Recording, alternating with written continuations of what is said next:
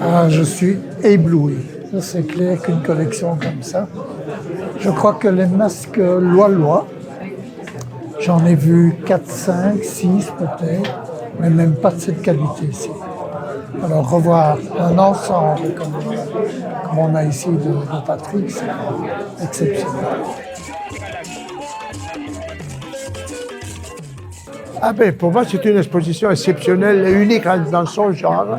Parce que les Lois, moi je n'ai jamais été chez Lois, je n'étais pas loin de chez eux. Mais c'est une ennemi très, très, très intéressant, comme on a dit, et qui a inspiré Picasso, Braque, etc.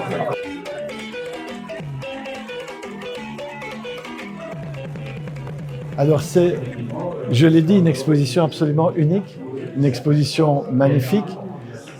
Ces masques sont de toute beauté, ce sont des masques stylisés.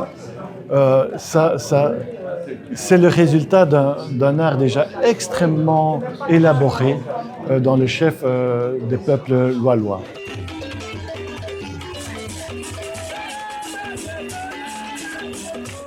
D'abord, c'est une grande chance de pouvoir découvrir de tels trésors. C'est une collection tout à fait atypique et assez exceptionnelle qui nous fait réfléchir, comme l'ont bien expliqué et M. Patrick Claes et les responsables du musée, qui nous font réfléchir sur un peu ces recoupements qu'on découvre dans l'art, quand on peut imaginer toutes ces formes qui existaient, qui étaient innées à l'imagination et à l'art de cette tribu Lois.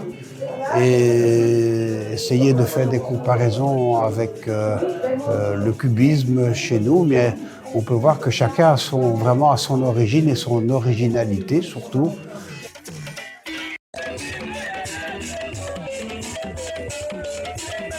C'est vrai que les masques sont dans un espace assez réduit, donc il y a une certaine densité, mais c'est dans cette densité que l'on perçoit des traits communs, un certain esprit au niveau des formes, au niveau formel, mais aussi on peut quand même, si on en prend le temps, alors ici on ne savait pas parce qu'il y avait beaucoup de monde, mais si on prend le temps dans le calme de bien voir tous les masques, on voit apparaître une certaine spiritualité.